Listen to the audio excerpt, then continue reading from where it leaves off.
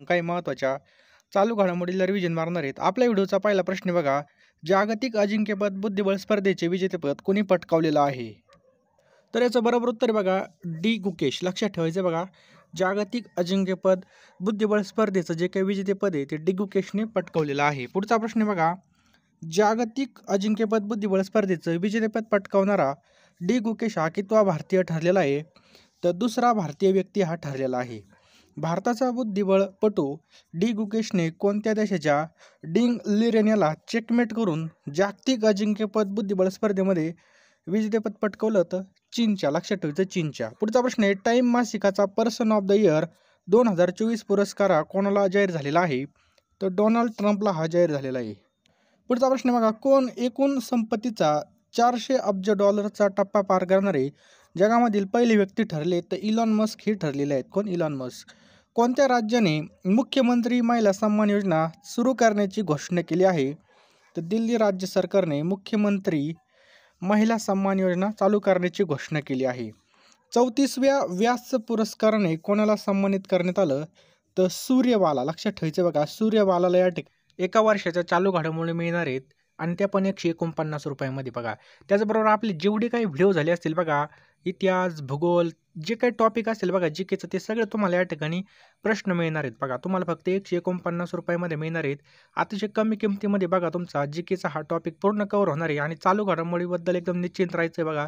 सगळं तुम्हाला मिळणार आहे बघा. आपण जेवढे काही व्हिडिओ टाकलेले बघा त्याचे PDF मिळणार आहे फक्त 149 रुपयामध्ये. तुम्हाला दिलेला QR कोड स्कॅन करायचा आहे किंवा जो काही आपला फोनपे, गुगल पे नंबर आहे बघा 82 75 55 82 83, याला तुम्हाला काय करायचं, 149 रुपये सेंड करायचे आहेत आणि त्याच नंबरला बघा तुम्हाला व्हॉट्सअपला त्याचा स्क्रीनशॉट टाकायचा आहे बघा. लवकरात लवकर घ्या मित्रांनो, कारण की या ठिकाणी आपण शांततेच्या काळामध्ये अभ्यास केला तर आपल्याला पुन्हा रक्त सांडायची वेळ येणार नाही. आपली हीच खरी वेळ असते बघा अभ्यासाची, कारण की ज्यावेळेस पेपर येतात मग टायमाला विहीर खोदून काही उपयोग होणार नाही. त्यामुळे आत्ताच्या आत्ता आपल्याला हे ठिकाणी जो काही 34व्या सन्मान आहे हा या सन्मानाने सन्मानित करण्यात आलं. जॉन ड्रमनी महात्मा कोणत्या देशाचे राष्ट्रपती बनले आहेत? तर जॉन ड्रमनी महामा. लक्षात ठेवा, घाना देशाचे या ठिकाणी आपलं करेक्ट आन्सर आहे. खेलो इंडिया विंटर गेम 2025चं आयोजन कोठे करण्यात येणार आहे? तर लडाख आणि जम्मू काश्मीरमध्ये याचं आयोजन करण्यात येणार आहे. 98व्या अखिल भारतीय मराठी साहित्य संमेलन परिसरास कोणाचं नाव देण्यात आलं आहे? तर छत्रपती शिवाजी महाराज यांचं नाव या ठिकाणी देण्यात येणार आहे. कोणत्या जिल्ह्यामधील मण्याची वाडी गावाला ग्राम ऊर्जा राष्ट्रीय पुरस्कार मिळाला आहे? तर सातारा जिल्ह्यामध्ये. लक्षात ठेवायचं बघा, सातारा. कोणत्या जिल्ह्यातील टेकवडी हे महाराष्ट्रामधील दुसरं सौर ग्राम ठरलं आहे? तर पुणे आपलं करेक्ट आन्सर आहे. पहा पुढचा प्रश्न काय बघा, कोणत्या राज्यातील अभय सहारेश्वर मंदिराला युनेस्को आशिया पॅसिफिक अवॉर्ड 2024ने सन्मानित करण्यात आलं? तर तमिळनाडू. याचं बरोबर उत्तर बघा इन्मॅन्युएल. काय प्रश्न बघा, इन्मॅन्युएल ओउएड्रागो याची कोणत्या देशाच्या पंतप्रधानपदी नियुक्ती झाली आहे? तर बुकिर्ना फासो. कोणता देश आहे? Burkina Faso. BWF super 100 Guwahati masters 2024 badminton एकेरी पद कुणी पटकावले आहे? तर बघा सतीश करुणाकर यांनी पटकावलेलं आहे. आणि मित्रांनो, तुम्ही जर आपल्या चॅनलवरती नवीन असाल तर चॅनलला नक्की सबस्क्राईब करा. पुढचा प्रश्न बघा, आंतरराष्ट्रीय फुटबॉल संस्थेने फिफाने 2030 सालचा विश्वचषक हा कोठे होणार असल्याचं जाहीर केलं? तर सौदी अरेबिया या ठिकाणी होणार असल्याचं जाहीर केलं आहे बघा. युनिसेफ दिन 2024 कधी साजरा करण्यात आला? तर 11 डिसेंबरला हा साजरा करण्यात आला. कोणत्या बँकेने आर्थिक फसवणुकीविरुद्ध मुळे हंटर या नावाने AI साधन सुरुवात केली? तर RBIने हे चालू केलेलं आहे. पहा नेक्स्ट बघा, चॅम्पियन ऑफ द अर्थ 2024 पुरस्काराने कोणाला सन्मानित करण्यात आलं? तर माधव गाडगिळ. लक्षात ठेवा, माधव गाडगिळला सन्मानित करण्यात आलं. युरोग्रिप टायर्सचा ब्रँड अँबॅसेडर कोण बनला आहे? तर MS धोनी. लक्षात ठेवा, MS धोनी. पुढचा प्रश्न बघा, QS क्रमवारी 2025 मध्ये कोणते विद्यापीठ जगामध्ये प्रथम क्रमांकाचं आहे? तर टोरंडो. लक्षात ठेवायचं बघा, टोरंडो विद्यापीठ आहे.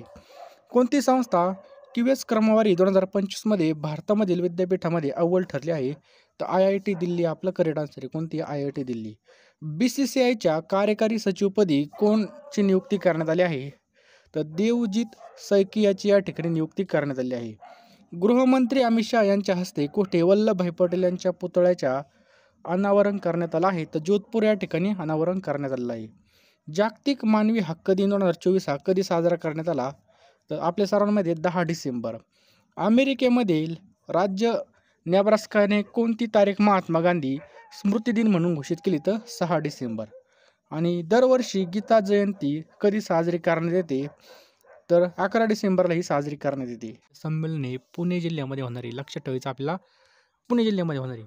पुढचा प्रश्न आपल्या स्क्रीनवर आहे. महाराष्ट्र राज्यामधील नगरपंचायतीचा अध्यक्ष आणि उपाध्यक्ष याचा कार्यकाळ किती वर्ष होणार आहे?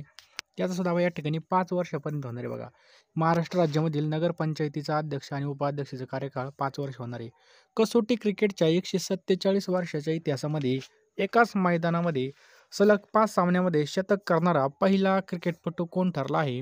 तर केन विल्यमसन. लक्षात ठेवा, केन विल्यमसन. पुढचा प्रश्न आहे बघा, महाराष्ट्राच्या योग संघाने, काय प्रश्न आहे, महाराष्ट्राच्या योग संघाने 5व्या वरिष्ठ राष्ट्रीय योगासन क्रीडा अजिंक्यपद स्पर्धेमध्ये एकूण किती पदके मिळवली आहेत? तर या ठिकाणी बघा 8 पदके मिळवली आहेत. किती? 8 पदके मिळवली आहेत. पुढचा प्रश्न आहे बघा, ट्रान्स पॅसिफिक पार्टनरशिपमध्ये सामील होणारा पहिला युरोपीय देश कोणता ठरला आहे? तर ब्रिटन हा पहिला युरोपीय देश ठरलेला आहे.